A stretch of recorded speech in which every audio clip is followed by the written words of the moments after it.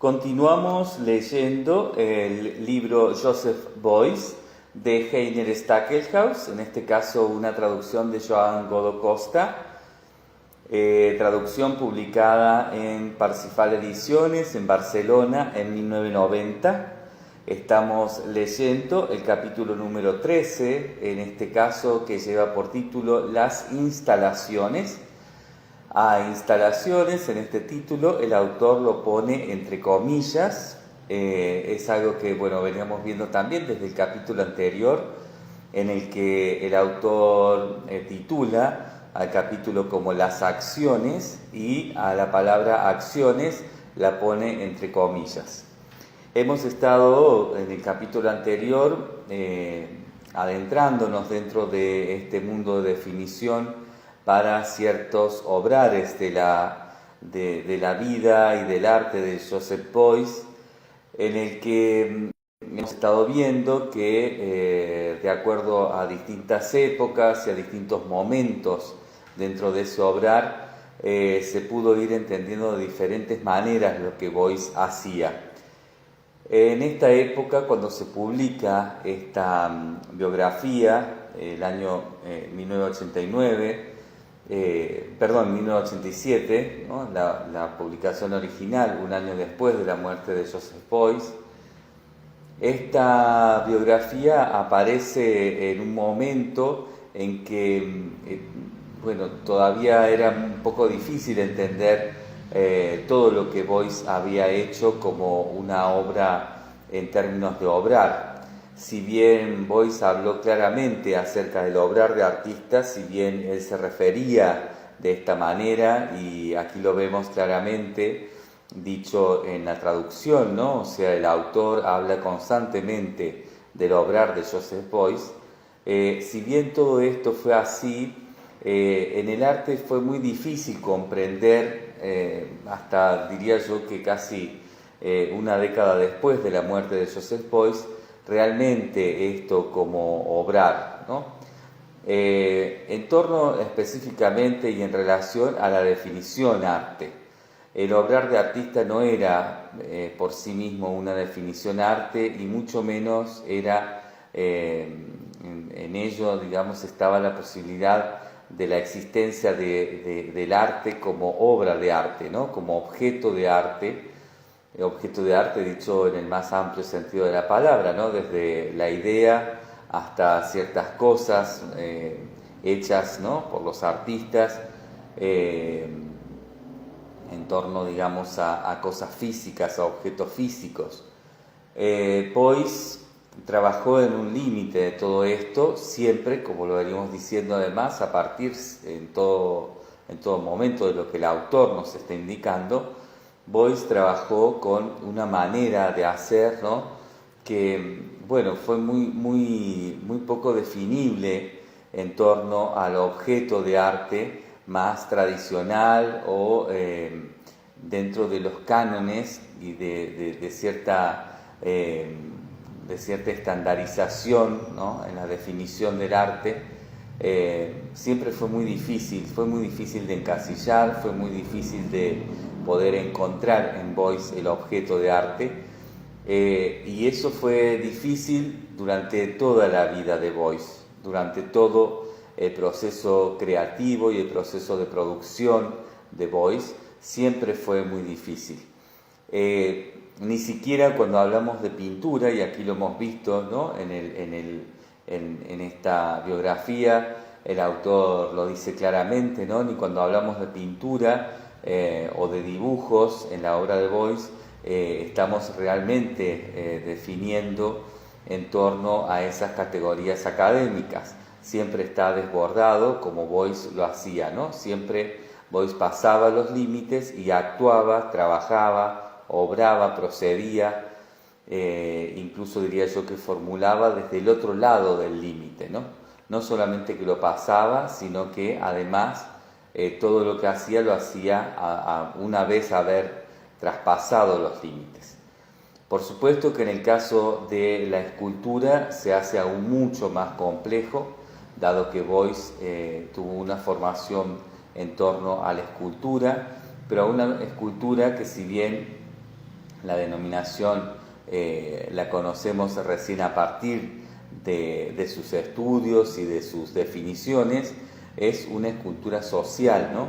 Recordamos lo aprendido con Mataré, su gran maestro, y también algunas otras nociones, ¿no?, de las que Beuys se nutre, como las teorías de Steiner, para poder definir, ¿no?, para poder creer, para poder entender en el arte como algo más allá, ¿no?, de una estructura tan rígida como era, por ejemplo, la noción de escultura en el ámbito académico.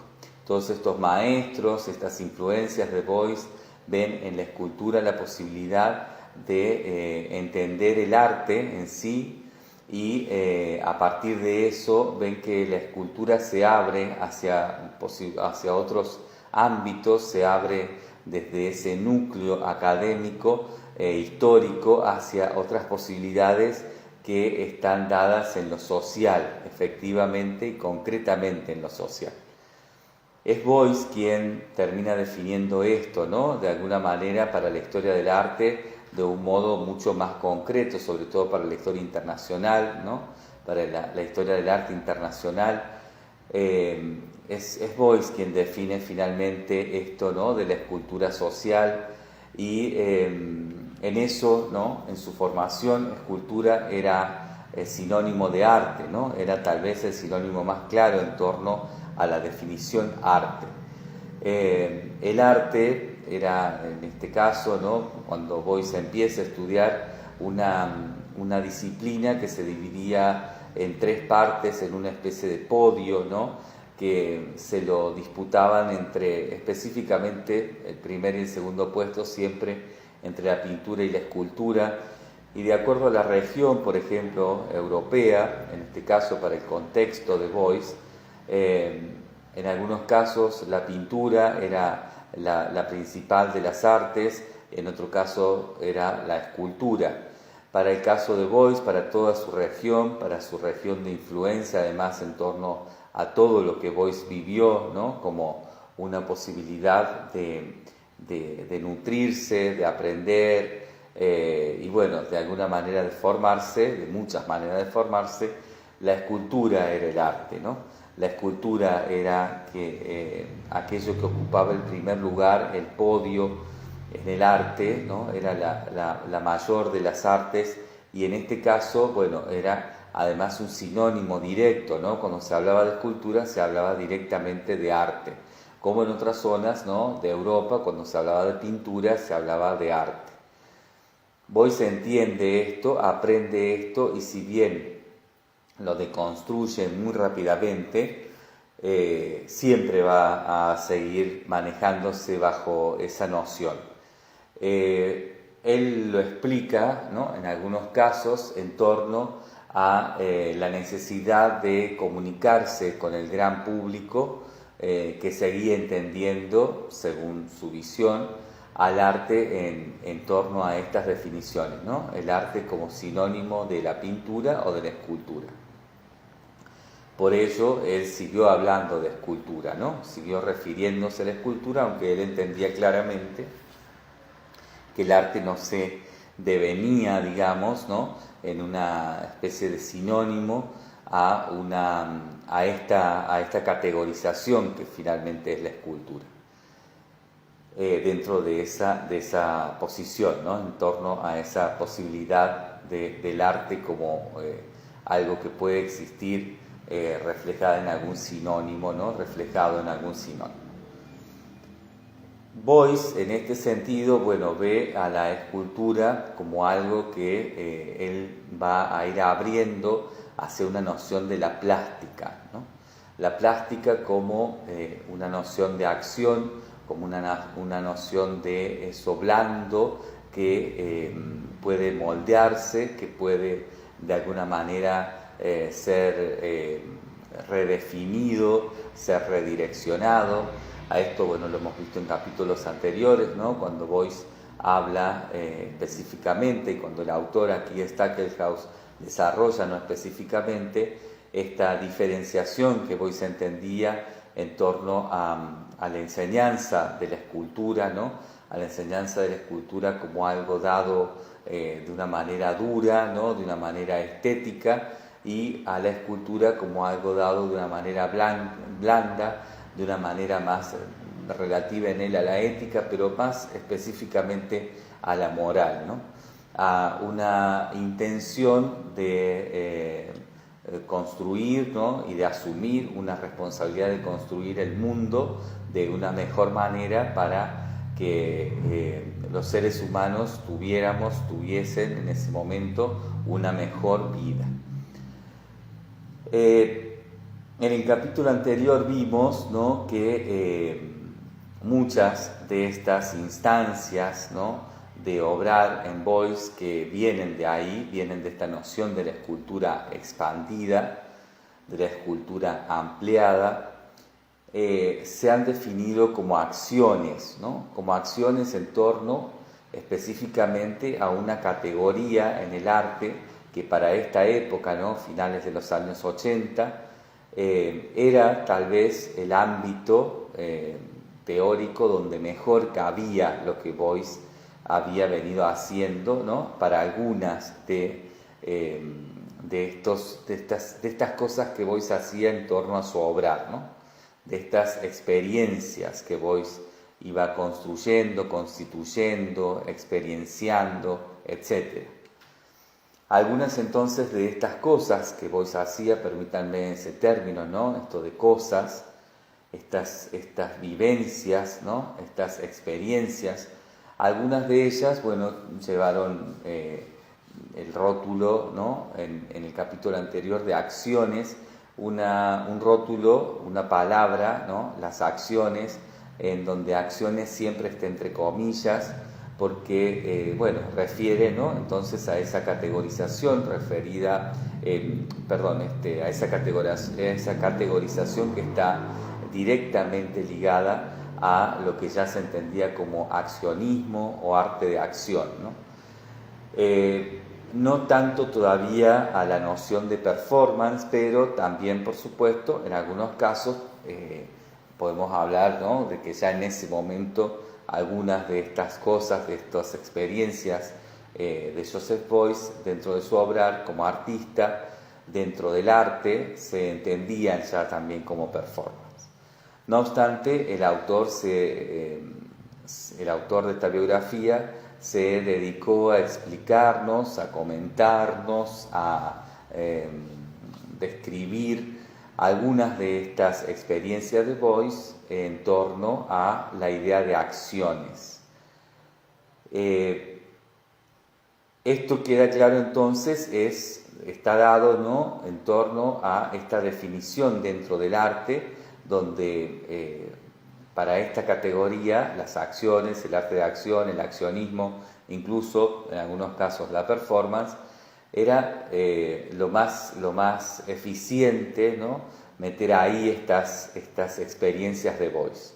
Esto estamos hablando, como decíamos, finales de los años 80, donde todavía no se podía entender tal vez algunas cosas que Beuys hizo, como después pudieron entenderse, ¿no? Dentro de lo que se fue desarrollando como arte relacional, como arte y pedagogía, arte con archivos, arte y territorio, incluso podríamos hablar de arte multimedia, bueno, distintas maneras, ¿no? De definir el arte que vinieron posteriores a la muerte de Beuys, distintas maneras con las que se pudo críticamente hablar de las producciones de los artistas y que en este sentido, bueno, sirvieron para a eso que en algún momento, cuando luego, ¿no? En esto que decíamos, en este límite entre entre la vida barra muerte de Beuys, que aparece esta biografía,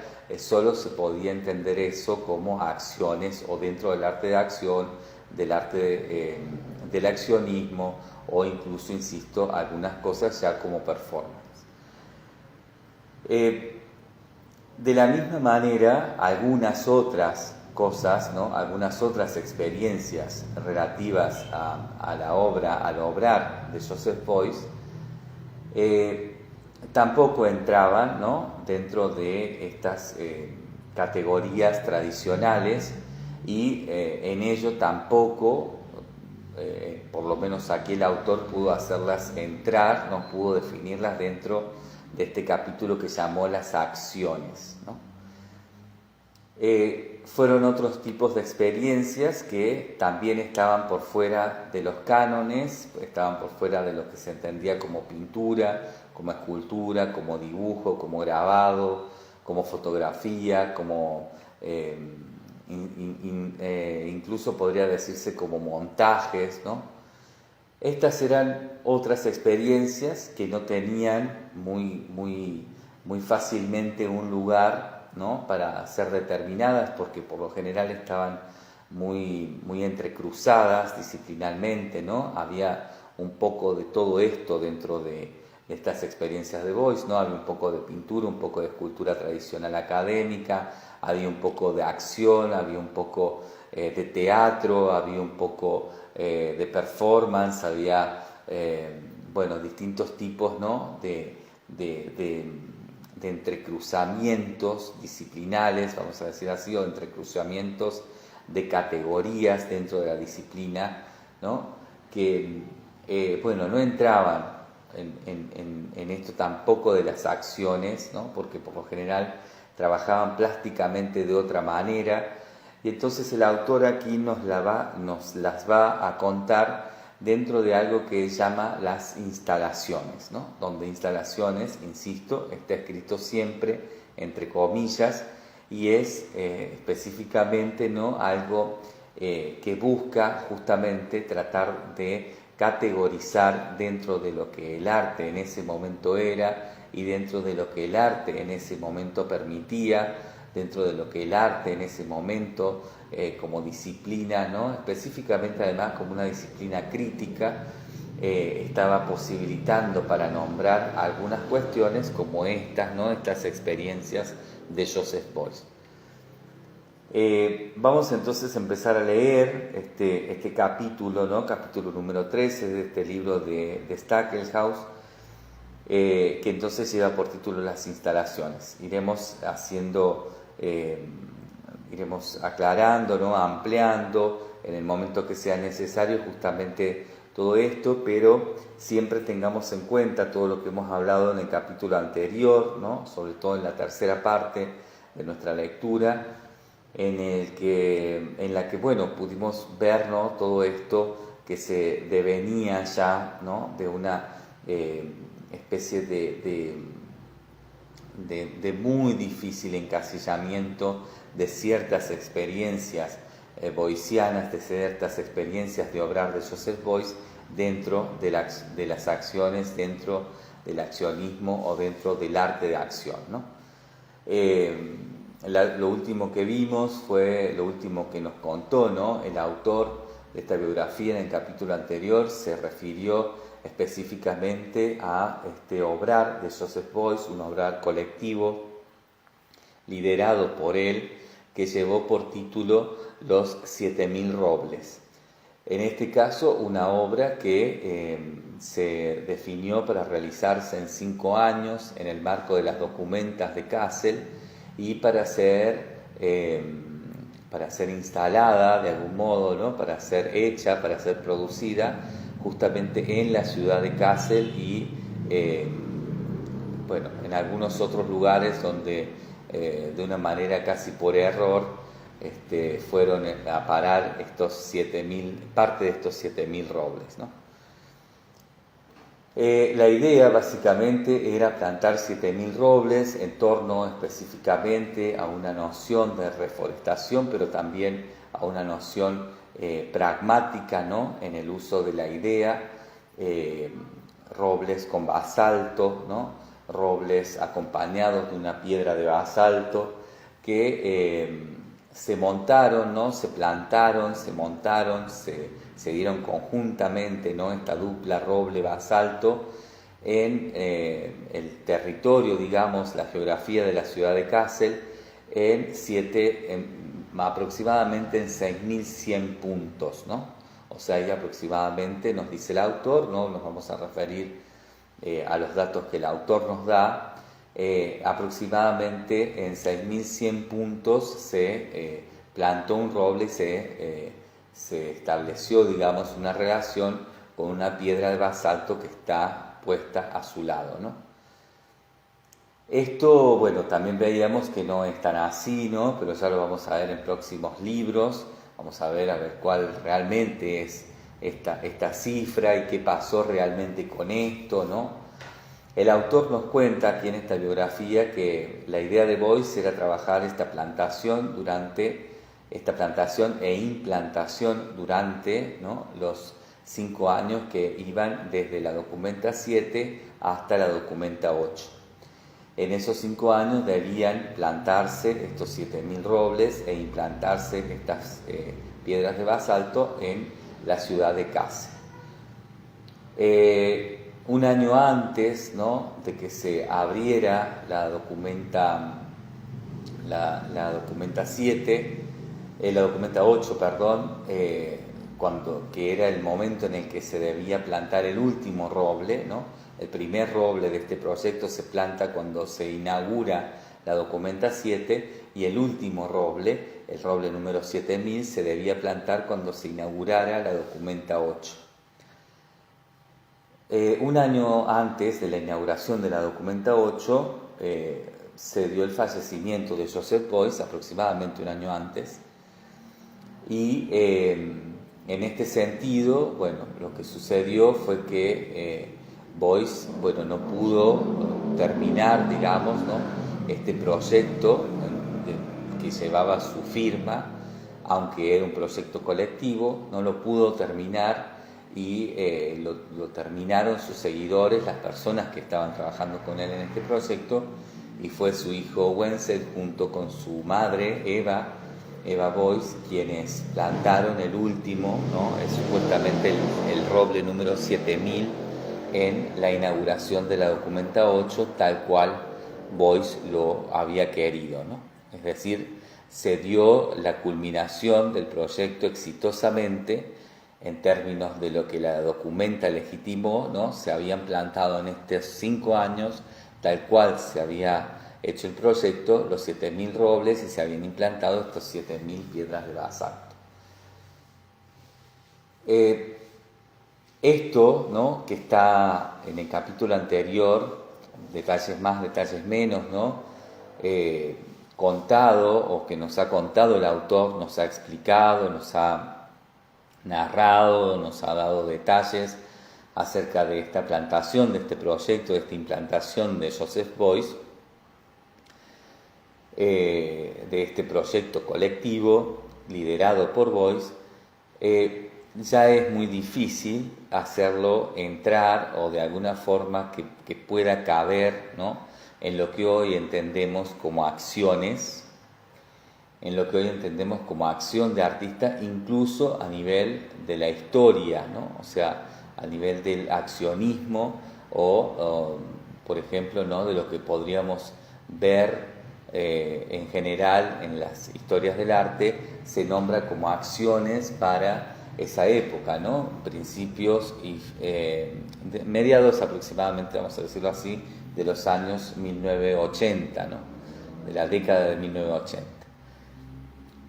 Esto es difícil hoy poder entenderlo, ¿no?, de esta manera, pero es cuando uno se remite a los textos de historia, por ejemplo, ¿no?, o a los textos críticos en artes de esa época, ¿no?, de mediados de los años 80, uno puede ver que esto todavía no era fácil de que entrara en otra categoría que no fuera el arte el arte de acción, ¿no?, lo que hoy podríamos entender muy ampliamente, muy abiertamente como los accionismos, ¿no?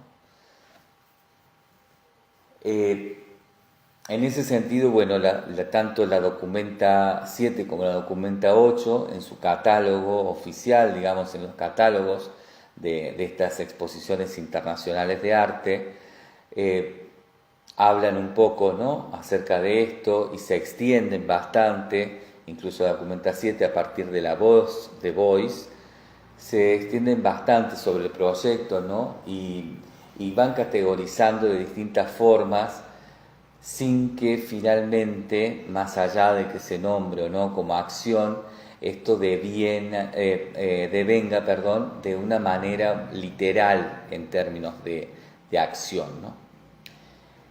Es importante saber que la palabra acción en su origen, ¿no? En este caso para el idioma de Voice, para el idioma de las documentas, para lo que se manejó, ¿no? En general es el alemán para todo este proyecto en general, ¿no? Aunque en estos catálogos aparecen versiones, son catálogos en versiones, por ejemplo, en inglés, donde la palabra acción original no es la misma, no significa lo mismo que acción en inglés, ¿no? En alemán la palabra acción y la palabra en inglés acción refieren a cosas similares pero no idénticas, no es el mismo concepto, digamos, ¿no? Tal vez ahí radique también una posibilidad en esto de que en el arte, ¿no? Siempre estamos hablando de acción en términos más relativos, y hemos estado hablando, ¿no? En general en las historias del arte venimos así haciéndolo en términos relativos a la palabra de origen en inglés, ¿no? A la palabra de origen inglés, en realidad de origen norteamericano, en realidad de origen neoyorquino, ¿no?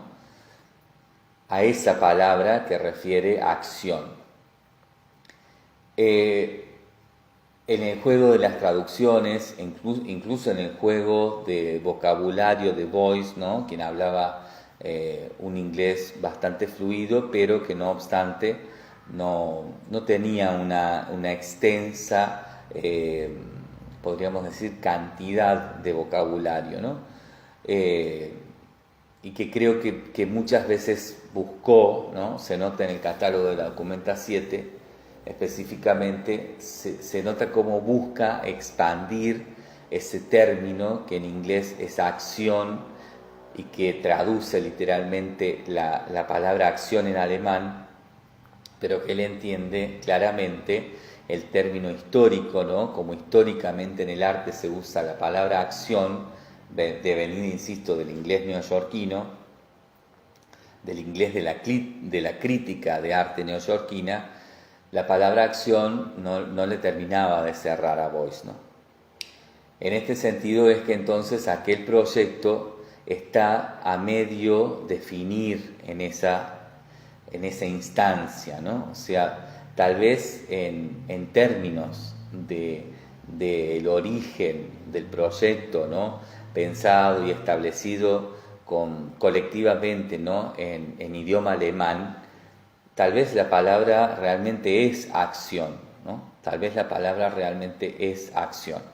Tal vez Voice estaba usando bien la palabra para referirse junto con sus compañeros de proyecto, junto con los críticos de arte alemanes, los historiadores, incluso todos quienes estaban colaborando dentro de las investigaciones de las documentas. Seguramente que estaban todos bien nombrando a esto que hacía Voice cuando hablaban en alemán, nombrándolo como acciones.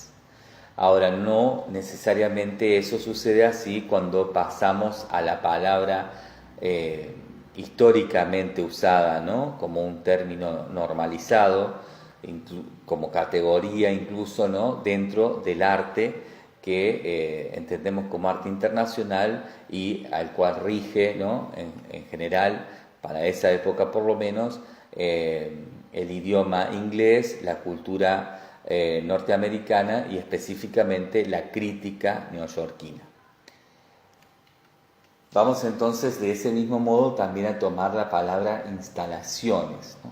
La palabra instalaciones en el alemán es digamos, una palabra que no es específicamente instalaciones, sino que refiere a algo que después se puede traducir como instalaciones, pero que no necesariamente es en la traducción, ¿no? Que se ha hecho en general, sobre todo para esa época, desde la crítica, algo que esté reflejando necesariamente lo que en verdad sucedía. Sabemos que a Boyce no le interesaba lo que en verdad sucedía, ¿no? A Boyce le interesaba lo verdadero, es decir, cómo cada quien podía utilizar a su antojo, a su conveniencia, tanto lo que él hacía como lo que él proponía, ¿no? Igualmente hacía el mismo Boyce, ¿no? Con todo lo que cualquiera propusiera, dijera o se estableciera como verdad, él hacía a su antojo según le convenía, según en cada momento le servía.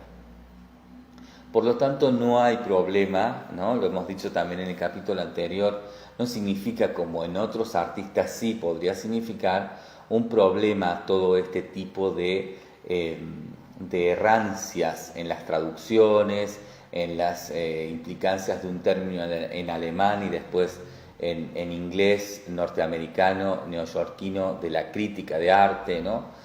Específicamente, no hay en estas errancias no hay nada negativo, digamos, ¿no? Boyce estaba totalmente de acuerdo con estas errancias y jugaba con esto incluso, y a él lo que le interesaba era que pudiéramos utilizar lo que el arte nos estaba dando, lo que él en arte nos estaba dando, de la manera que mejor nos sirviera, de la manera que más nos pudiera ser útil, de la manera en que más esto pudiera aportarnos hacia lo que sea que estuviéramos haciendo, ¿no? En ese sentido hay una idea de Creative Commons, digamos, ¿no? Una creación común, ¿no? Que se va dando, siempre refiriendo a su origen, a que estos tipos de obras, ¿no? Estas obras son originalmente una producción, una idea, un pensamiento, proyectos de Joseph Beuys, y que luego, bueno, se van deviniendo según cada autor, ¿no? En nuevas versiones de eso que en origen tuvo por autora Joseph Beuys. Como Joseph Beuys trabaja, ¿no? Como de esta manera, ¿no? De esta manera colectiva, yo diría que incluso en esa colectividad, ¿no? Lo que está expresando también es siempre una ideología respecto al socialismo, ¿no? Lo dice él mismo, ya lo vamos a leer, ¿no? Más adelante cuando lo escuchemos hablar en primera persona a Joseph Beuys.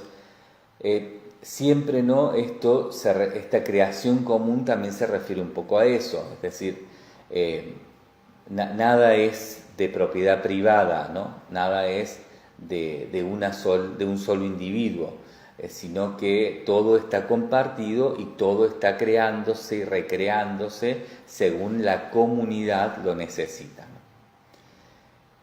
Por eso es que podemos darnos todavía los lugares a pensar ciertas cosas de Beuys, tal vez no como se van definiendo, por ejemplo, en el último tiempo, donde muchas de estas acciones, ¿no? Entre comillas, que nombra aquí el autor, ya no se nombran como acciones, ¿no? Ya se nombran como otras, dentro de otras categorías disciplinales en artes.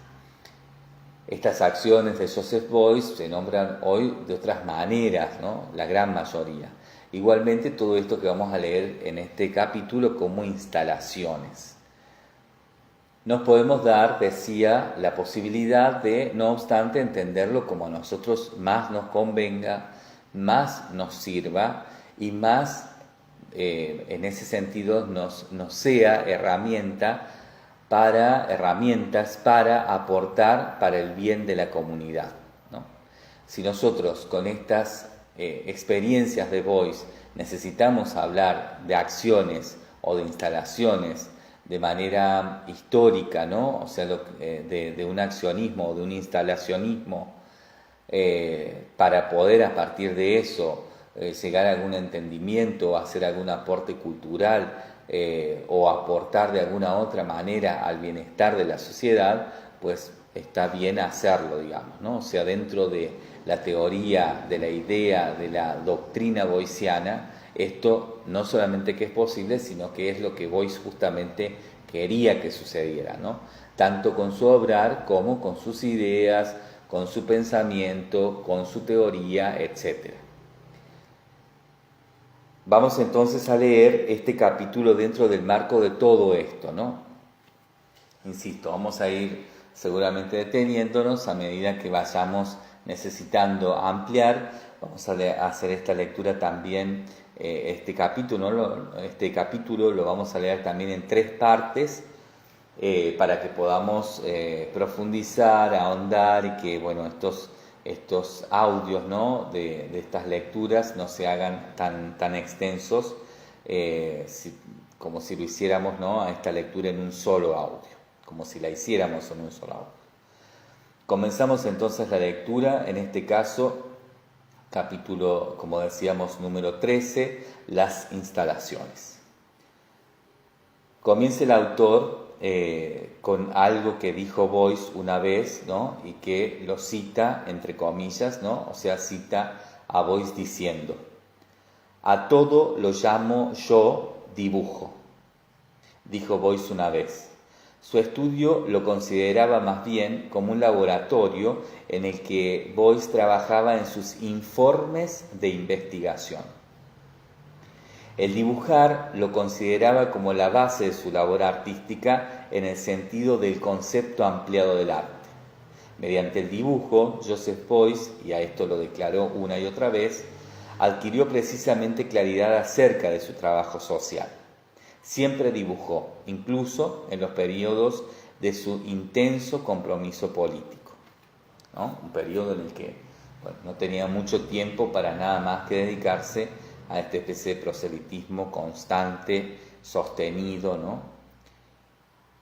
Boyce, continúa diciendo el texto, amaba los materiales sencillos, insignificantes, pobres, a pobres lo pone entre comillas, que, sin embargo, sabía utilizar de múltiples maneras. Esto lo indica también el gran complejo de obra de sus trabajos sobre papel. Solía emplear maculatura y si alguna vez prefería papel de tinta, entonces rompía el material costoso combinándolo con maculatura. Junto a ello empleaba cartulina y tela y siempre dibujaba sobre hojas selladas, dobladas, rotas, con manchas de moho o de humedad. No deja de ser consecuente el hecho de que Boyce ampliase también el concepto de colores de aguada. Tomaba para dibujar, por ejemplo, sangre, ¿no?, en torno a esto de los colores de aguada. Tomaba para dibujar, por ejemplo, sangre, caldo, suero de yogur, zumos de frutas, jugos de verduras, jugos de hierbas, café, té, agua reposada, a la cual enriquecía, por ejemplo, con herrumbre, con polvo de metales, a veces también con yodo o con lo que se llama agua fuerte. De un modo, continúa diciendo el texto, de un modo parecido hay que considerar también la importancia de los múltiples en el obrar de Boyce, ¿no? Así como el dibujo, también hay que considerar, ¿no?, muy importante la idea de múltiple en el obrar de Boyce. Tenía, dice el autor de esta biografía, un gran olfato por este medio, ¿no?, este medio de expresión, este medio plástico, este medio de definición de arte, ¿no?, que eran los múltiples, como instrumento de comunicación. Así, hay numerosas ediciones de Boyce, desde series de tarjetas postales de grandes tiradas hasta objetos muy limitados, todos dentro de esta categoría que podemos entender como múltiple. El múltiple en artes. Boyce hizo siempre resaltar el hecho de que le interesaba difundir ideas, o sea, procurarles a estas una gran publicidad, una gran distribución. A esto lo consiguió probablemente como en ningún otro caso, ¿no?, como en el caso de ningún otro artista, por lo menos de ningún artista alemán del periodo de posguerra, ¿no? Lo consiguió de una manera única. O sea, se puede decir que el artista de posguerra, ¿no?, el artista alemán de posguerra, podríamos decir dentro del arte posmoderno, que más logró difundir su trabajo, ¿no?, a partir de la noción y del uso del múltiple, fue Joseph Beuys. ni con ninguna otra opción, ¿no? Ni con ninguna otra noción o ningún otro medio, ningún artista pudo realmente expandir de esta manera y dar a conocer su trabajo como lo hizo Joseph Beuys, ¿no? En torno, por ejemplo, a un artista alemán. Comparte esta misma posibilidad con su par, ¿no? Que venimos viendo de acuerdo a lo que nos indica el autor de esta biografía, ¿no? Todo lo que vamos indicando, lo que vamos ampliando, no está siempre en relación a lo que el autor de la biografía indica, y si no, bueno, yo aclaro, ¿no? Que es opinión mía, o vemos de dónde aparece, ¿no? En qué otra fuente podemos citar tal o cual cosa, pero en términos, ¿no? De esto que quiero contarles, ¿no? Recordar, volver a nombrar, el autor de esta biografía está manejando siempre una especie de dupla, una especie de representantes del arte de la posmodernidad, representantes por excelencia, que son Andy Warhol y Joseph Beuys. En el caso de Andy Warhol, bueno, también fue un gran productor de este tipo de procedimientos que podemos entender como múltiples, ¿no? No fue del mismo modo, o sea, no resultó del mismo modo. Técnicamente, vamos a decirlo así si me lo permiten, Beuys trabajaba de un modo y Warhol trabajaba de otro, ¿no? Los múltiples de Beuys son de un tipo de categoría de múltiples y los de Warhol son de otro tipo de categoría de múltiples, ¿no? Con múltiples siempre estamos haciendo referencia a una reproducción infinita de algún material original, ¿no? Algún material original de artista que puede ser reproducido infinitamente y a partir de estas reproducciones puede ser distribuido también infinitamente. En el caso de Beuys, bueno, fue entonces el artista alemán que más usó este procedimiento, ¿no? Esta técnica, esta posibilidad, y en el caso de Warhol, el artista americano que más lo usó en esa época, ¿no? Tal vez los dos grandes representantes de la producción de arte en formato múltiples y de su distribución también, ¿no?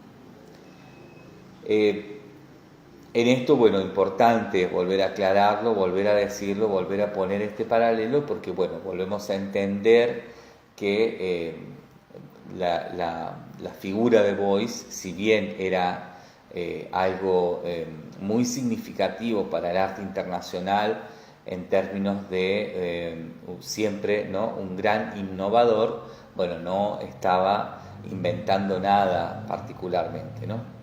Por supuesto, también siempre he dicho en torno a lo que el autor aquí de esta biografía nos viene dejando, ¿no? Para poder comentar, esto también venía dado de ideas que había trabajado el gran artista de la modernidad o del arte moderno, para decirlo mejor, que había sido Marcel Duchamp.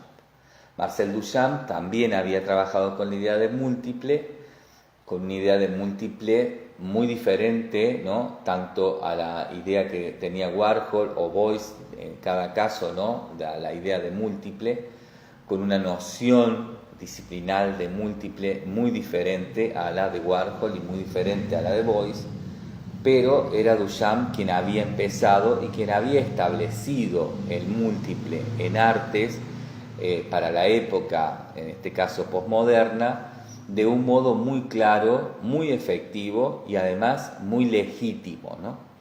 Los múltiples de Marcel Duchamp resultaron, ¿no? En esta época, en la época de la posmodernidad, especialmente entre mediados de los años 50 y mediados de los años 70, resultaron ser obras, ¿no? de una distribución muy legítima, de una distribución que si bien era siempre muy, no era fácil, siempre era de mucha tensión, ¿no?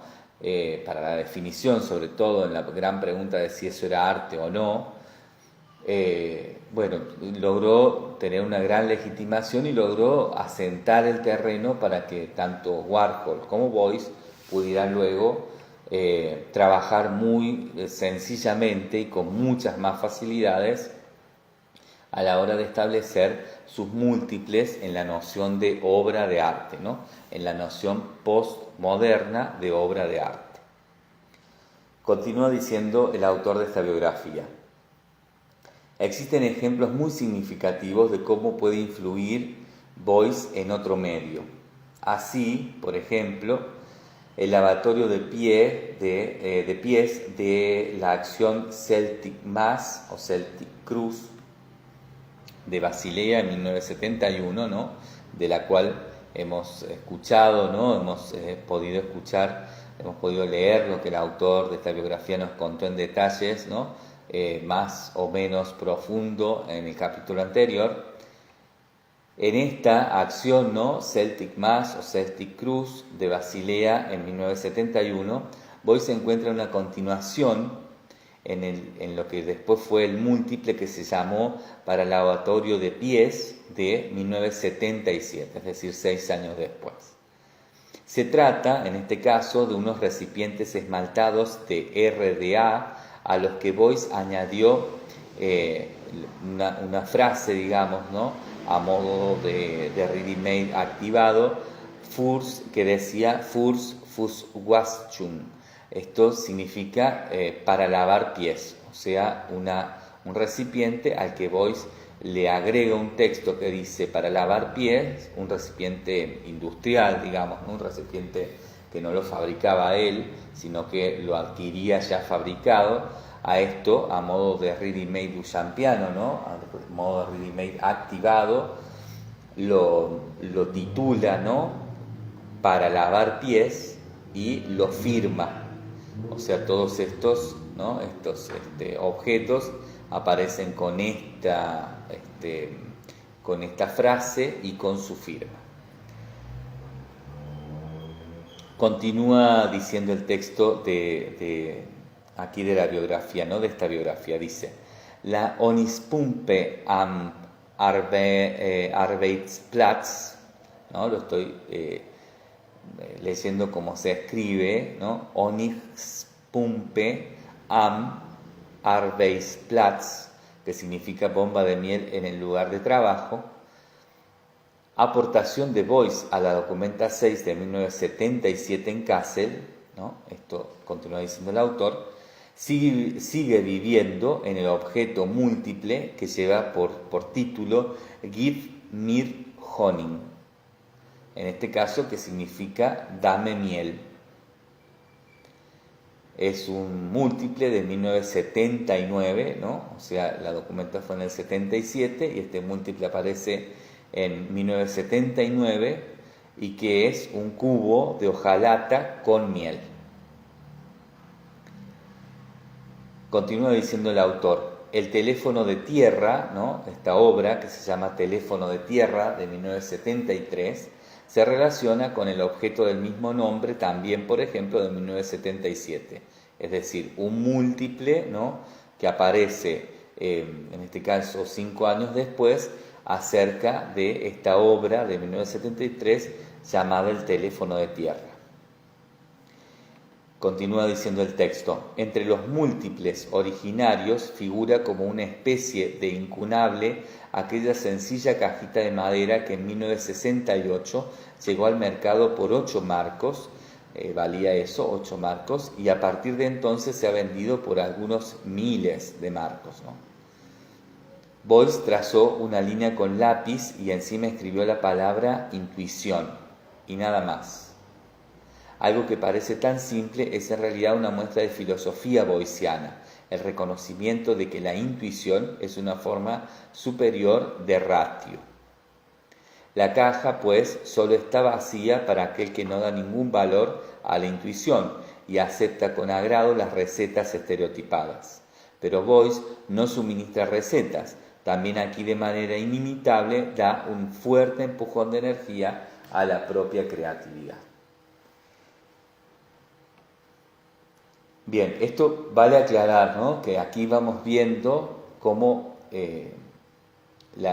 también esta influencia, ¿no? De manera directa, de manera indirecta, de manera consciente, de manera inconsciente, por el desarrollo propio de la historia del arte y los conocimientos que se iban expandiendo acerca de la obra de Marcel Duchamp, cómo Marcel Duchamp influye, ¿no? O podemos entenderlo como una referencia obligada a todo este tipo de acciones múltiples, ¿no? En el obrar de Beuys, sobre todo a las que refieren a su propia obra años después, ¿no? Esta especie de revisión de sus propias obras en nuevas piezas, ¿no?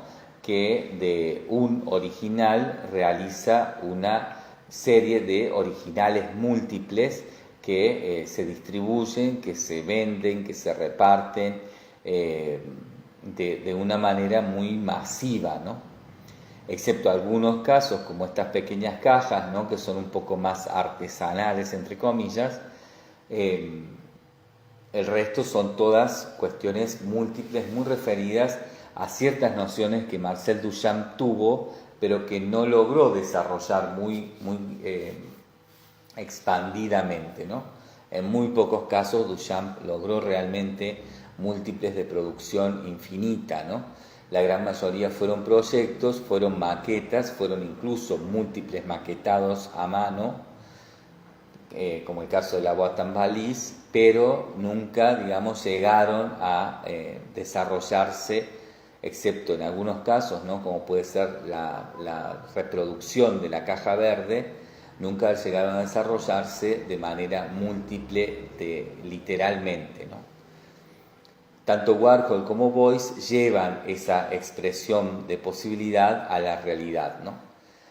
Es muy importante tener esto en noción, porque a veces cuando se estudia la obra de Beuys de manera aislada, no se comprende de dónde aparece esta noción de múltiple en Beuys, sobre todo porque además era una noción más ligada, al menos para la época, ¿no? Para los años 70, por ejemplo, a una realidad de industrialización del arte, y esa industrialización estaba relacionada con el capitalismo, ¿no?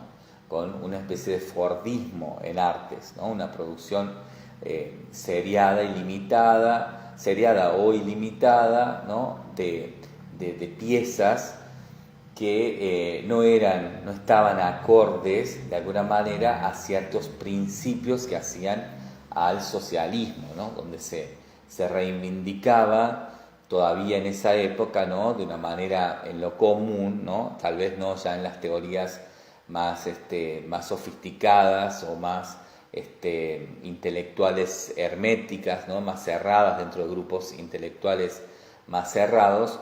En el socialismo en general todavía se entendía, ¿no? Se le daba mucho valor, se le daba más valor a lo artesanal que a lo industrial, ¿no? Y se entendía que lo industrial venía a matar lo artesanal, y que lo industrial en ese sentido, ¿no? Hecho por máquinas, hecho de manera fría, sin sentimientos, sin conciencia y sobre todo sin responsabilidad social, estaba activado, digamos, por un mecanismo político ideológico que no se correspondía con el aparato político ideológico que se estaba poniendo en marcha, ¿no? Constantemente, podría decirse una y otra vez, en el socialismo que se vivía en Alemania y en la zona, digamos, ¿no? En este territorio, ¿no? Alemán y su influencia o sus vecinos inmediatos, digamos.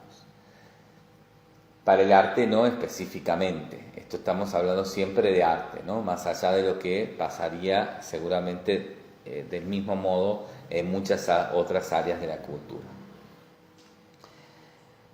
Continúa diciendo entonces esta biografía, continúa diciendo este texto. Retomo aquí entonces, ¿no? Beuys trazó una línea con lápiz encima de una caja y escribió la palabra intuición, y nada más. Algo que parece tan simple es en realidad una muestra de filosofía boyciana. Es el reconocimiento de que la intuición es una forma superior de ratio. podemos decir de conocimiento, pero también de acción, ¿no? Eso sería aproximadamente. La caja, continúa diciendo el texto, pues solo está vacía para que aquel que no le da ningún valor a la intuición y acepta con agrado las recetas estereotipadas no encuentre ahí nada. Pero Boyce no suministra recetas, ¿no? Siempre lo hemos visto, sino que justamente, como decía al comienzo de este capítulo, Boyce está dándonos herramientas, elementos para que nosotros a partir de ahí con nuestra creatividad podamos hacer con ello lo que necesitemos, lo que más nos convenga, lo que más nos haga falta, ¿no? Esta caja entonces era un poco eso, era algo, ¿no?, que en apariencia estaba vacío, que llevaba por título, ¿no?, en la parte de afuera, intuición. Bueno, depende también de la versión, ¿no? Pero hay otras que tienen la palabra adentro. Depende, ¿no? Depende de cuáles fueron las versiones, pero esto podía estar escrito en cualquier lugar en realidad. Hay una idea, ¿no?, que es la de que, bueno, esto era para llenar con algo, ¿no? Era como una especie de trampa al mercado del arte, ¿no? Algo que después muchos seguidores de Boyce fueron desarrollando de muchas maneras, ¿no? Y otros artistas también, no seguidores de Boyce, por ejemplo, seguidores de Warhol, entre otros, fueron desarrollando en los años 80, que es esta idea de generar espacios de legitimación arte, espacios vacíos para que cualquiera adentro de eso pudiera meter algo y que eso pueda ser determinado por estar en ese contexto como arte. Es decir, cada uno podía tener su pequeño espacio de legitimación de cualquier cosa como arte en su poder, ¿no?, y tener en esto una especie de varita mágica que transformaba cualquier cosa que entrara por ejemplo, en esta caja como arte, ¿no? Bien, continuemos con el texto. Dice el autor: este fuerte empujón de energía, ¿no?, esto que era esta caja, esto que era para quienes creían en la intuición y no necesitaban recetas, este fuerte empujón de energía lo notaron también de un modo completamente distinto aquellas señoras de Leverkusen Altenrath, a las que en el año 1973 sus maridos pidieron para la fiesta de verano del SPD en el Museo Municipal Schools Morsbroich, ahí, que buscasen así unas sillas y descubrieron en una habitación que servía de almacén una vieja bañera de niño provista de vendas de gasa, leucoplasto, una pella de grasa y vaselina. A aquella señora les pareció que aquello era exactamente el recipiente idóneo para lavar vasos de cerveza, de modo que pusieron manos a la obra y limpiaron la bañerita, ¿no?, este SPD, que era este múltiple de Boyce, de modo que pusieron manos a la obra, ¿no?, y limpiaron la bañerita de toda la porquería que contenía, la grasa y demás. Pero con la energía que emplearon en bien de la fiesta del Partido Socialista Alemán, habían destruido sin saberlo una obra artística, por cierto, un objeto del célebre profesor de arte de Düsseldorf, Joseph Beuys. Esta anécdota es muy rica, ¿no?, porque está como casi al pasar dicha, ¿no?, pero también es interesante en torno a que, primero que nada, ocurrieron muchas veces estas cosas con la obra de Beuys, ¿no? Hay anécdotas, ¿no?, en torno a los dibujos, en torno, por ejemplo, a la restauración de obras de Beuys, incluso en la colección Van der Grinten, que es tal vez la que más cuidado estaba, ¿no?, ese aspecto, donde, bueno, algunas manchas o algunas imperfecciones fueron arregladas, entre comillas, y eran parte en realidad de la obra, ¿no?, eran parte del objeto en términos de lo que Beuys había con todo eso compuesto, ¿no?, y direccionado, generado como sentido en torno al arte. de sus ready-mades de sus ready-mades, de sus objetos, ¿no? Como estos, ¿no? Objetos industriales que Beuys usaba y que por lo general además quedaban después de cierto tipo de experiencias, ¿no? Quedaban como huellas, como rastros, como sobras, y que Beuys guardaba, ¿no? Bueno, de hecho hemos visto que, por ejemplo, el blog Beuys, ¿no? Está constituido en gran parte por este tipo de cosas, ¿no? Cosas que fueron quedando de otras acciones o de otras experiencias, ¿no? Beuys a este tipo de cosas, siempre que quedaban a la mano, ¿no? De personas que no tenían conocimiento de su obra, de cómo era su trabajo, aunque lo conocieran, aunque supieran de la importancia y demás, bueno, pasaban estas cosas, ¿no? Hay muchas anécdotas de estas y también no necesariamente solo de aquella época, también de esta época reciente, ¿no? Hay objetos de Beuys perdidos recientemente por errores de este tipo, ¿no? Objetos que no se sabían que eran de Beuys, que aparecieron en distintos lugares y que, se fueron perdiendo por esta razón, ¿no? Porque, a simple vista esto no parece arte, ¿no? Ni siquiera hoy todavía en general.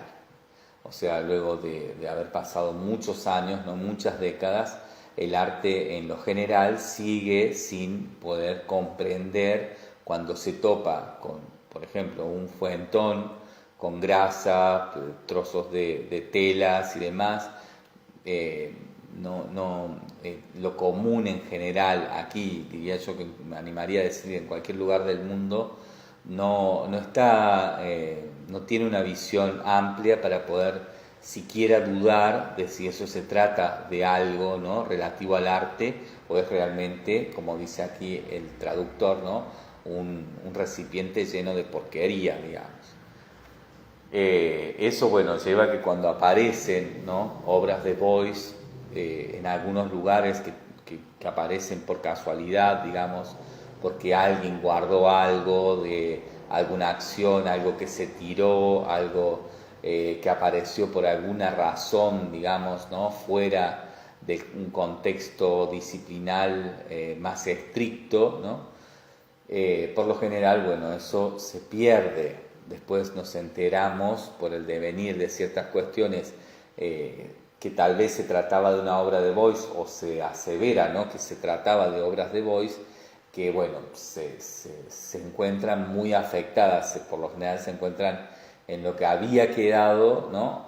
En eso que alguien sin experiencia en artes encontró y sin querer, con ninguna intención, ¿no? De destruir arte, destruyó, se las encuentra muy deteriorados, ¿no? Muy casi imposibilitados a veces de ser incluso restaurados o reconstruidos. Implica, ¿no? En este año, en 1973, también esta situación, ¿no?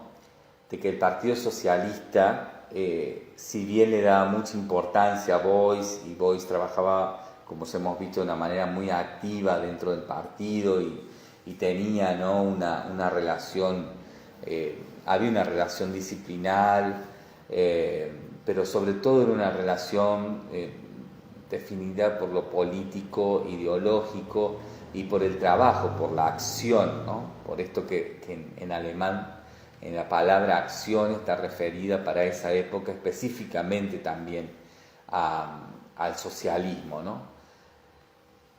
El socialismo nunca le dio realmente gran importancia como movimiento, ¿no? En lo general no le dio gran importancia a la obra de Beuys, sí a las ideas de Beuys. A las ideas de Beuys le confirió un lugar importante, ¿no? Le dio un lugar de importancia, incluso de análisis. Y hasta, por supuesto, le dio a Beuys la posibilidad de ser uno de sus representantes, ¿no? Incluso podríamos decir a nivel parlamentario, más allá que no haya sido partidario, ¿no? Beuys, en este caso, no obstante, producía objetos de arte, ¿no? Producía este tipo de objetos de arte, este tipo de experiencia de donde resultaban este tipo de cosas que por lo general al socialismo no le interesaban, ¿no?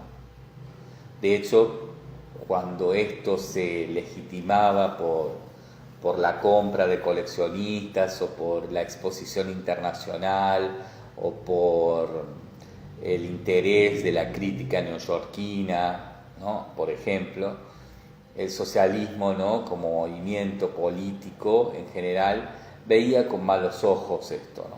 O sea, todo lo que veía como una especie incluso de traición a partir de un Beuys que era tan socialista pero que a su vez generaba estos objetos que iban en contra de algún modo de la doctrina socialista, ¿no?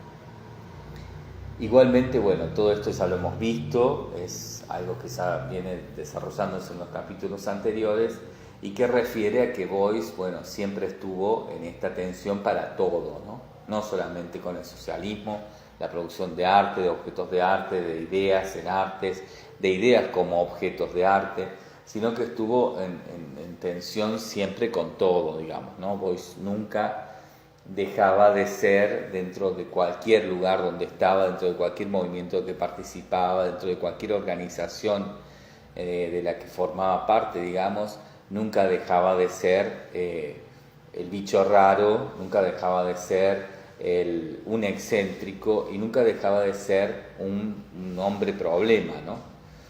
Así que bueno, en el socialismo no fue la excepción, digamos, evidentemente y de manera muy clara también en esta anécdota. Me interesa a mí mucho hacer pie en esto porque también es interesante, por lo menos para mí, ¿no? Y creería que el texto lo deja también así manifiesto, aunque sea muy al pasar, que bueno, esta anécdota es importante de ser contada porque implica muchas cosas que a Beuys seguramente le interesó que llegaran al público en general en términos de ser parte de una biografía en donde se definiera su vida y el arte en su obrar de artista, ¿no? Como una posibilidad general en la idea, en la noción de obra de arte posmoderna. Esta gran obra de arte posmoderna que fue la vida y el obrar de Joseph Beuys está aquí, ¿no?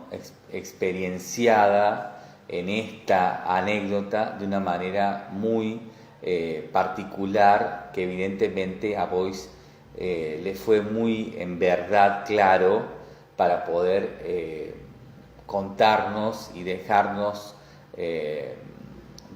a mano, ¿no? Algo verdadero que pudiéramos utilizar para comprender, para ampliar, para definir, si se quiere incluso, ¿no? En esa también tensión entre lo siempre ampliable pero también siempre definible de su obrar como artista.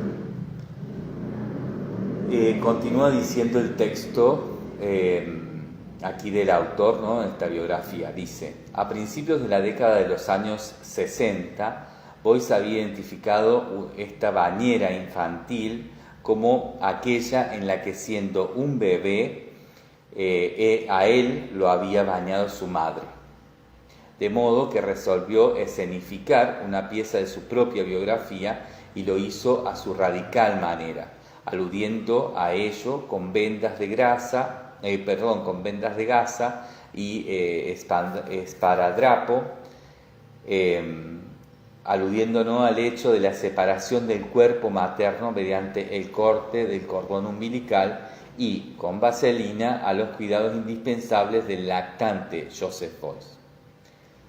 La bañera, ¿no? Entre comillas, en realidad está en bastardillas, ¿no? En cursiva. La bañera llegó posteriormente en posesión del coleccionista muniqués de arte y editor llamado Lutz Schirmer, ¿no? Él adquirió esta obra que se llama La bañera, el cual, junto con otros objetos de Beuys, la prestó en 1972 al Von der Heyden Museo de Wuppertal para una gira de exposiciones. La última muestra era precisamente aquella en el Museo Skolmorsbroich, donde, finalizada la exposición, las costosas piezas habían sido guardadas hasta que aparecieron aquellas damas de festivo humor, ¿no? Que bueno, o sea, esto no, claramente dicho, estas damas que, bueno, sin querer arruinan esta pieza, ¿no? La destruyen. Cuando el propietario, sigue diciendo el texto, ¿no? Este coleccionista, el propietario de la bañerita de Beuys, Schirmer, ¿no? Nombre, volvemos a leerlo, Lutz Schirmer. Schirmer volvió a tener en su poder el objeto y vio el cachivache, ¿no? Lo que había ocurrido. De momento solo se le ocurrió compararlo con un cacto afeitado, ¿no? Con un cactus afeitado, o sea, un cactus sin espinas. El proceso incoado ante el Tribunal de Primera Instancia de Wuppertal terminó, o sea, esto lo llevó, ¿no? a la justicia, este señor Schirmer,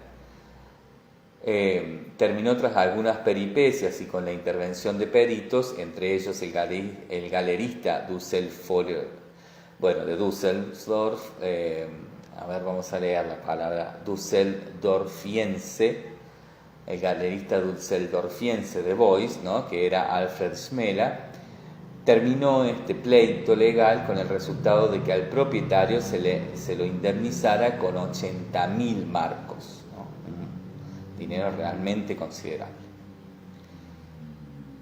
Continúa diciendo el autor de esta biografía: las exposiciones de Beuys tuvieron casi siempre el carácter de instalaciones o environments, que más o menos podemos traducir como espacios intervenidos, ¿no? Como estas especies de montajes, ¿no? Vamos a traducirlo así en esta ocasión.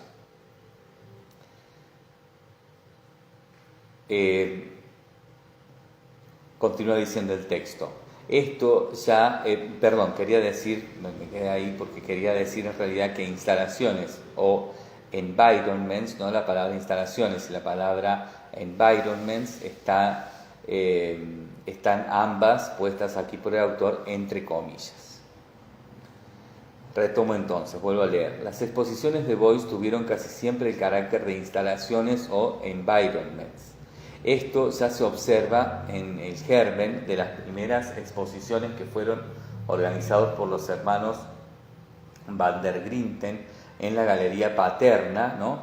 De Cranenburg, en la granja, paterna, ¿no? En la Galería Granja, ¿no? En su casa, en Cranenburg, como por ejemplo en 1950, donde se expuso esto, ¿no? De la giocondología como punto de referencia a la famosa Gioconda de Leonardo da Vinci, el maestro profundamente venerado por Beuys y al cual, ¿no?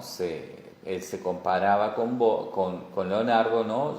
Beuys se comparaba con Leonardo y se aceptaba, ¿no? De común acuerdo en general entre los boycianos que Beuys era mejor que Leonardo, ¿no?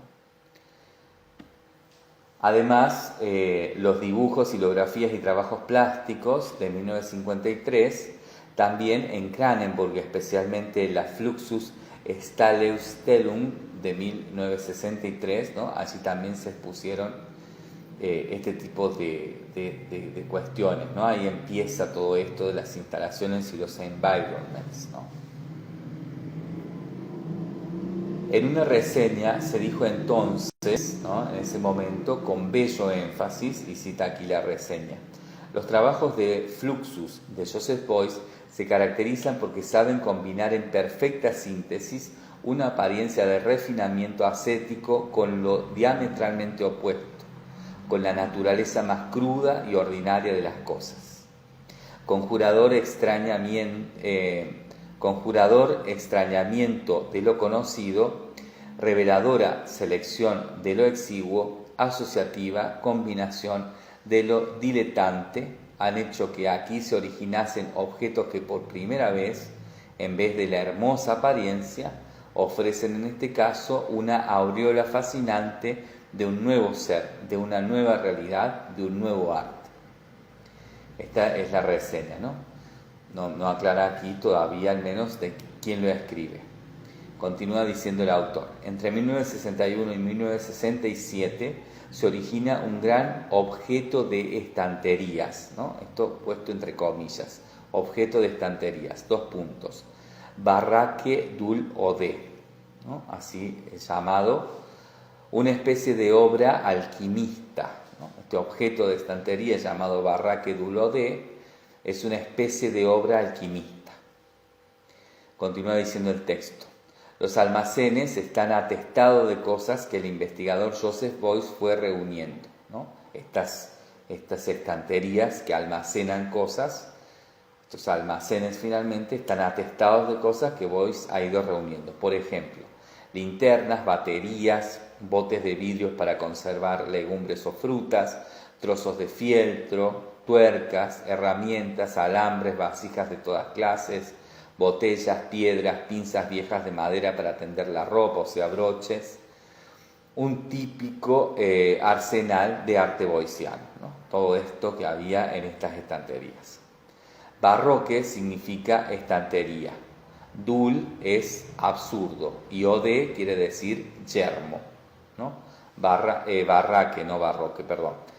Barraque significa estantería, dul es absurdo y ode quiere decir yermo. Entonces volvemos a leer el nombre de la obra, que es Barraque dul Odé. Junto a la estantería, a esta instalación, hay una mesa, también representa a este objeto instalativo, ¿no? Que es esta estantería, vamos a llamarlo así. Hay una mesa también repleta de apuntes boycescos y delante de ella una silla. Al objeto pertenecen a este objeto que se va armando, ¿no? Entre estantería, mesa, silla, papeles y objetos que están dentro de la estantería almacenados. A este objeto pertenecen también 2 grabadores de video, ¿no? 2 videograbadoras, cada una con un monitor y 9 cintas de video sobre la acción boyciana llamada Celtic Mass o Celtic Cruise de 1971 en la ciudad de Basilea. El objeto llegó a través de la colección Lauf al Kaiser Wilhelm Museum. O sea, esta colección, ¿no? Esta colección Lauf compró, ¿no? esta instalación Barraque dul Odé, ¿no? Y bueno, luego la donó o quedó en posesión, ¿sabe? No sé si el autor nos va a contar aquí, la verdad que no lo recuerdo, eso lo vamos a ver. Llegó, ¿no? Al Kaiser Wilhelm Museum. En cambio, continúa diciendo el texto, en posesión privada ha quedado otra obra espectacular de Beuys llamada Das Rudel, más o menos puede traducirse como La Manada. Esta obra es del año 1969. Consiste en un coche de reparto Volkswagen, de cuya puerta abierta trasera de carga han salido 32 trineos de carrera. Todos los trineos van provistos de rollo de filtro, pellas de grasas y linternas. Continúa diciendo el texto. Con diversos proyectos de exposición, Beuys llamó la atención hacia las peculiaridades que oscilan entre sus dibujos, los múltiples, objetos, plástica, instalación, acción. Aquí voy a aclarar, ¿no? Que múltiples, objetos, plástica, instalación, acción, son todas palabras que el autor pone entre comillas. A la única palabra que no pone entre comillas es a dibujos. Vuelvo entonces a leer. Con diversos proyectos de exposición, Beuys llamó la atención hacia las peculiaridades que oscilan entre sus dibujos, múltiples, objetos, plástica, instalación, acción y también hacia la praxis que continuamente tiene que ver con esos campos artísticos. La pretensión de totalidad que tiene su arte se hace visible en efecto muy pronto. Parallel Process es uno de tales proyectos, con cuya realización comenzó en 1967, con cuya producción, ¿no? Comenzó en 1967 en el Museo Municipal de Mönchengladbach. Se trataba de la escenificación de restos, escenificación lo pone aquí el autor entre comillas, de restos de acciones en combinación con objetos libres, a libres también lo pone entre comillas, en correspondientes vitrinas. Vuelvo a leer esto. Se trataba de la escenificación de restos de acciones en combinación con objetos libres en correspondientes vitrinas. Son documentos, continúa diciendo el texto, de su quehacer artístico que en sus 2/3 pasó a posesión del coleccionista Karl Stroger de Darmstadt, con la condición explícita de hacer que la parte esencial de esta adquisición fuera asequible al público en el Museo de Darmstadt, ¿no? Esto, bueno, se suma a lo que hay allí, ¿no? En este Museo de Darmstadt hoy existe como lo que se denomina Block Boys, ¿no? Que es aquel Block Boys ampliado, expandido en algunas otras adquisiciones, ¿no? Y que fue montado finalmente por Beuys, fue guiado, ¿no? En un montaje, en una curaduría por Beuys, incluso, ¿no? Literalmente montado por él. Igualmente de aquel montaje algunas cosas se han cambiado, ¿no? Luego de la muerte de Beuys y al paso de los años, el Block Boys actualmente se expone de una manera muy similar, yo diría que casi idéntica a como originalmente Beuys lo dejó dispuesto, pero ha sufrido distintos tipos de cambios por distintos tipos de razones, ¿no?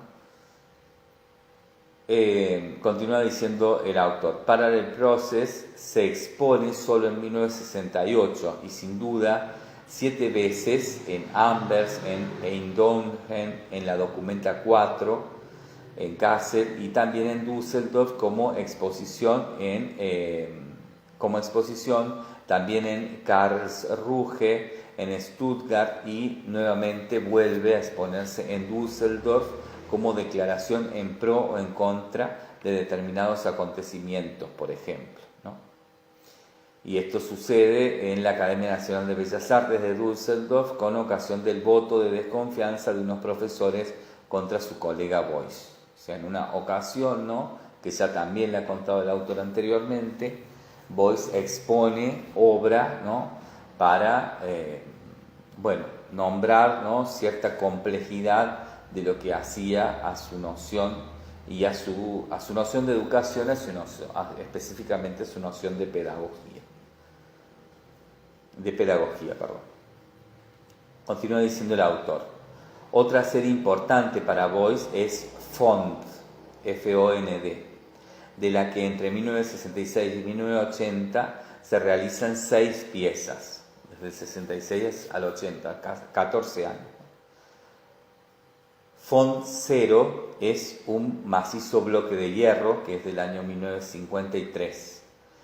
Como Fond 1, declaró Beuys, es un bote de vidrio que con confitura de peras dentro es regalado por su madre y que en 1957, después de haber superado su depresión, elevó a la categoría de objeto energético, ¿no?, un objeto de arte. Fond 2 consiste en una serie de mesas que están revestidas de chapa de cobre y sobre las cuales se hallan sujetas baterías, tubitos de vidrio y alambres. Esta obra es del 68. Fond 3 se exhibe por primera vez en la Galería Schmela de Düsseldorf. Referente a ello, a Fond 3, escribe George Jappe en la revista Faz del 11 de febrero, dice, ¿no?, de ese mismo año, dice: 9 enormes pilas de fieltro, formada cada una de ellas por 100 grandes placas de fieltro de color gris y cubiertas por encima por una chapa de cobre nueva, ¿no?, flamante, brillante, difunden bajo una exigua iluminación la agobiante impresión de un depósito en el que el material almacenado no utilizado espera por actividad, espera por acción. Hasta ahí la cita, ¿no?, de esto que dice en la revista Faz George Jappe. Continúa el autor diciendo: El efecto de un almacén amenazador lleno de material enmohecido es para Boyce, según Yape, y dice Yape, solo el producto del desecho de las ideas y los sentimientos. Y cita Boyce: al comienzo de mi trabajo tomé como punto de partida mis sentimientos, dice Boyce, pero ahora han cristalizado ideas. Aquí era primordial la idea de la batería. Estas pilas de fieltro son agregados. La chapa de cobre es el conductor. Por medio de ello se origina en mí la acumulación de energía y el calor del fieltro es una especie de central eléctrica, una acción estática. Bueno, esta obra también es una obra que de modo muy parecido, digamos, si bien no idéntica, ¿no? Tiene algunas variables, estas piezas, ¿no? También aparecen dentro de lo que después fue el Block Boys y dentro de lo que hoy actualmente en el museo, ¿no? Donde está el Block Boys, el Museo de Darmstadt, se puede ver, ¿no? O sea, se puede ver estas mesas con estas piezas de fieltro y estas chapas relucientes de cobre, ¿no? Bueno, todo más o menos como se da aquí la descripción, siendo parte del Block Boys. Luego hubo nuevamente instalaciones, dice el autor, ¿no? Luego después de estas obras que eran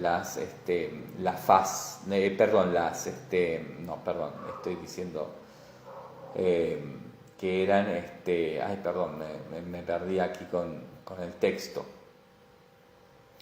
Bueno, estas obras, ¿no? Que eran las font, ahí está, las fonts 1, 2, la font 0, 1, 2, 3, ¿no?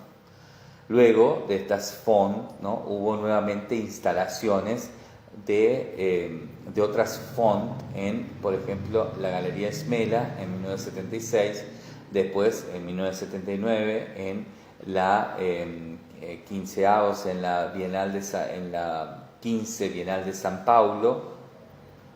Esto es muy importante, ¿no? Porque es cuando Boyce aparece en América Latina, ¿no? En Latinoamérica, la Bienal de San Pablo en el año 79, donde Boyce presenta el Brazilian Font, que es un environment de 4 pilas de fieltro cortadas por un lado en forma de semicírculo, unos semicírculos de unos 60 centímetros, este environment, disculpen, está acá mal, vamos a leerlo, a ver, vamos a explicarlo mejor. Bueno, son 4 pilas de fieltro, ¿no? Cortadas por un lado en forma de semicírculo, y esto tiene más o menos estas pilas unos 60 metros de altura. Están colocadas cada una de estas pilas encima de unas chapas de cobre.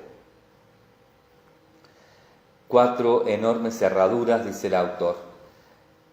Tiene esta forma, ¿no? Como 4 enormes cerraduras. Es lógica esta asociación de ideas, ¿no? Para que parezcan 4 enormes cerraduras. En junio de 1984, el Seibar Museum of Art de Tokio, que participó en forma determinante en la acción 7000 robles, ¿no? Ya lo habíamos visto, esta especie de filtración de los robles a Japón, ¿no? Entre otros. Pero lo que nos cuenta aquí el autor es que se filtraron, ¿no? Algunos de los 7000 robles que estaban dispuestos a ser plantados en Kassel se filtraron y se terminaron en Japón.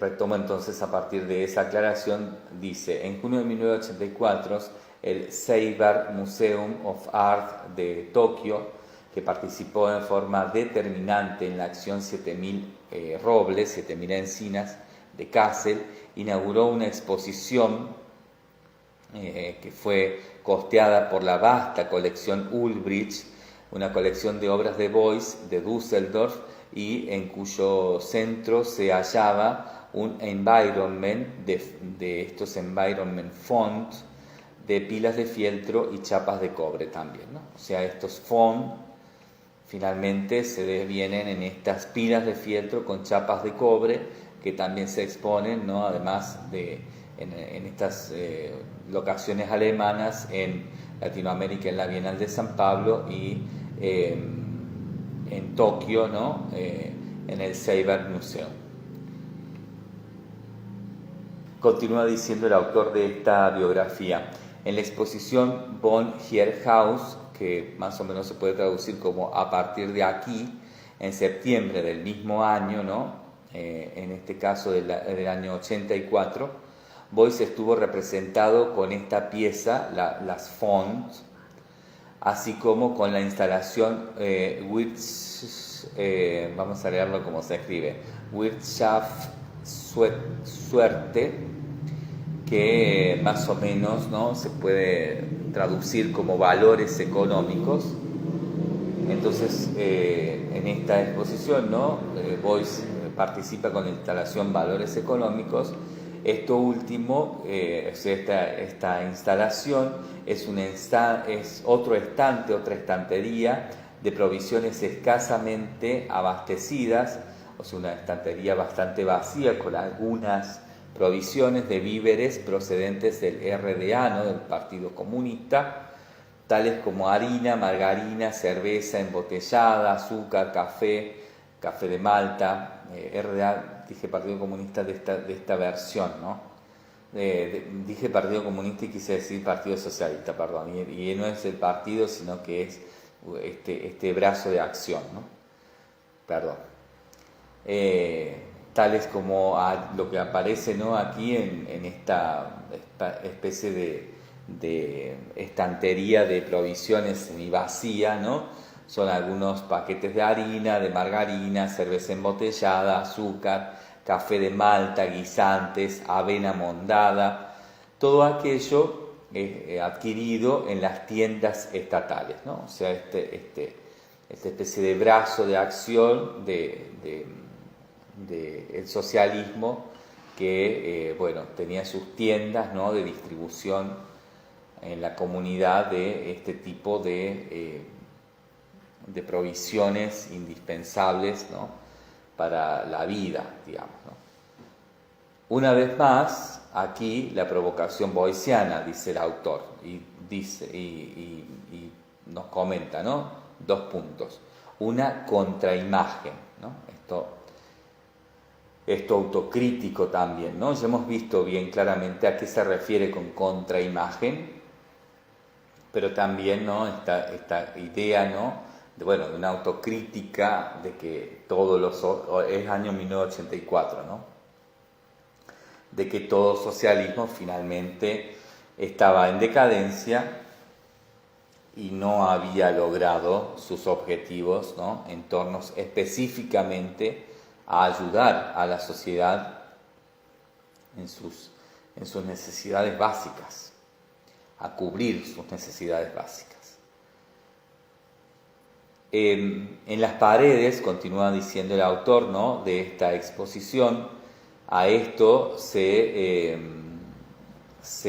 acompaña, digamos, ¿no?, esto está acompañado por cuadros originales de Otto Dix, Gerd Heinrich Wolfheim, Janken Adler, Karl Schwetzing, Theo Champion y Peter Ludwig, el círculo de amigos que rodeaba a la legendaria anfitriona dulcedorfiense y mecenas Muderey. O sea, esta exposición está conformada por todo esto, ¿no?, por esta obra de Beuys y cuadros, dice, originales de todos estos artistas. Precisamente, continúa diciendo el texto, en las instalaciones demuestra Beuys, prescindiendo una vez de los contenidos generalmente oscuros, su creciente maestría en la escenificación, ¿no? Esto lo pone entre comillas, escenificación de sus materiales. O sea, una escenificación de lo que eran para él no solamente materiales, ¿no?, sino sabemos que sus materiales es parte esencial de su doctrina. Durante la exposición colectiva, continúa diciendo el texto, que se llamó Art into Society o Society into Art, Art into Society, Society into Art, en octubre de 1974 en el londinense Institute of Contemporary Arts, Beuys discutía principalmente con el público, ¿no? Eso se trató una acción, en este caso, bueno, dentro de este capítulo de las instalaciones, ¿no? Lo que expuso Beuys en 1974 en la Art into Society, Society into Art, en el Instituto de Arte Contemporáneo de Londres. Le interesaba a Beuys en ese momento, en esa ocasión, hacer visibles las fuerzas directrices de una sociedad nueva, ¿no? Así lo decía Beuys. Por esto, como solía hacer en muchas ocasiones, escribía conceptos y diagramas en pizarras y cuando ya no quería seguirlas utilizando, las tiraba al suelo. De esta manera se originó el environment, en este caso llamado Fuerzas Directrices de 1974, que en 1975 se instaló en la Galería René Bloch de Nueva York y al año siguiente fue adquirido por la Galería Nacional de Berlín. Un total de 100 pizarras con diagramas y conceptos, 3 caballetes, una fotoproyección y un bastón de viaje. Beuys exhibió constantemente en otros contextos elementos de su obra muy ramificada y, véanse sus intenciones, sin embargo completa en sí misma. El resultado de tales transformaciones debe establecerse predominantemente en el terreno de lo misterioso, oscuro, existencial, del dolor y la muerte. Beuys es un moralista, dice el autor. Induce al espectador o al oyente a concentrarse en sus propias fuerzas, capacidades, esperanzas. Su comprensión antropológica del mundo arranca siempre del hombre con su ser creador que ha de ser puesto en condiciones de configurar su propio futuro, ¿no? Por esto erige contraimágenes, entre comillas contraimágenes, del ser humano. Releo. Por eso erige contraimágenes del ser humano. Por esto habla de la necesidad de ampliar finalmente el concepto de arte para que se haga realidad la plástica social. Bien, vamos a dejar hasta aquí hoy en esta lectura porque es hasta aquí donde tenemos una primera parte de este capítulo, ¿no? Si bien no está dividido este capítulo en partes, es un capítulo de un texto continuo. No obstante, vamos a hacer aquí un primer stop, vamos a dejar hasta aquí esta primera parte, esta primera lectura, para poder continuar en el próximo audio con una segunda parte de este capítulo 13, denominado Las instalaciones, donde bueno, vamos a ver otros aspectos de este Joseph Beuys, ¿no? Que está siendo relevado en cierto tipo de obras que para el momento en que aparece esta publicación pueden entenderse como instalaciones. Hasta aquí hemos podido ver que la gran mayoría de estas instalaciones, entre comillas, como lo pone el autor de esta biografía, están muy relativas a las acciones, ¿no? Como también hemos visto que las acciones, ¿no? En general están muy relativas a lo que ahora vamos entendiendo, ¿no? Del capítulo anterior en este capítulo como instalaciones. Este ir y venir, ¿no? Es lo que da razón específicamente a este entrecomillado que el autor Stackelhaus, el autor de esta biografía, Heiner Stackelhaus, hace de estas dos palabras en los títulos de estos dos capítulos, ¿no? Tanto de acciones como de instalaciones, porque en realidad es, volvemos a decirlo, una manera de categorizar para poder incluir esto dentro de lo que el arte en ese momento está necesitando y que, bueno, de otra manera no podría utilizar para poder críticamente hablar de la obra de Beuys, ¿no? No se podría utilizar el obrar de Beuys de otra manera si no se categorizaba así para poder de esta forma ya lograr hablar en artes de lo que Beuys había hecho, de lo que había hecho como obras de arte, ¿no? Acá estamos viendo todo esto en ese destino de definición, ¿no? Toda esta idea de instalación, de acción, lo que busca es esa definición de obra de arte, ¿no? Era lo que necesitaba en ese momento de finales de la posmodernidad, ¿no? De finales de los años 80, cuando aparece esta biografía, que necesitaba todavía la crítica para poder hablar de arte, ¿no? Para poder hablar de producción de sentido disciplinar en arte. Lo dejamos entonces hasta aquí, continuamos en el próximo audio ya con la segunda parte de este capítulo 13, las acciones.